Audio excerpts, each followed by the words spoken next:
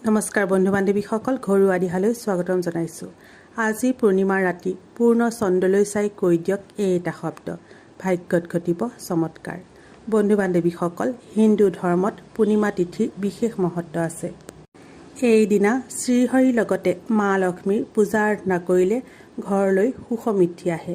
যিকোনো সমস্যাৰ পৰা মুক্তি পাব পাৰি। শাস্ত্ৰ অনুসৰি পূৰ্ণিমাৰ ৰাতিৰ মহত্ব অধিক বৃদ্ধি পায়। এই ৰাতিক যিকোনো উপায়ৰ বাবে বিশেষ ফলদায়ী মনা হয়। এই ৰাতি যদি পূৰ্ণ চন্দ্ৰলৈ চাই বিশেষ এটা মন্ত্ৰ জপ কৰিব পাৰে, তেন্তে আপোনাৰ আৰ্থিক সমস্যা দূৰ হ'ব, ঘৰলৈ সুখ সমৃদ্ধি আহিব। বন্ধু বান্ধৱীসকল, ভিডিঅ'টো চাই ভাল লাগিলে এটা লাইক কৰিবলৈ নাপাহৰিব। ঘৰুৱা দিহা চেনেলটো যদি প্ৰথমবাৰলৈ চাইছে, চেনেলটো ছাবস্ক্ৰাইব কৰি ল'ব আৰু কাষতে থকা বেল আইকনটো প্ৰেছ কৰি দিব, যাতে আহিব লগা নতুন নতুন ভিডিঅ'বোৰ প্ৰথমেই চাব পাৰে। তেনেহ'লে পলম নকৰি জানো আহক, পূৰ্ণিমাৰ ৰাতি কি মন্ত্ৰ জপ কৰিলে যিকোনো মনোকামনা শীঘ্ৰে পূৰ্ণ হয়। পূৰ্ণিমাৰ ৰাতি চন্দ্ৰমা পূৰ্ণ আকাৰত দেখা পোৱা যায়। শাস্ত্ৰ অনুসৰি পূৰ্ণিমাৰ ৰাতি সাকাৰাত্মক ঊৰ্জাৰ বৃদ্ধি পায়।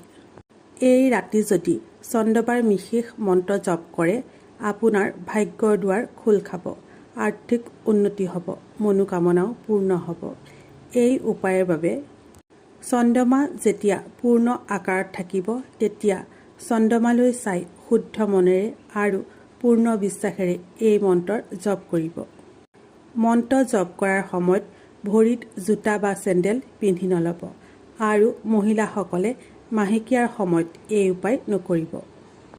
মন্ত্ৰটো হৈছে ওম এং ক্লীম চৌমায়ে নমঃ।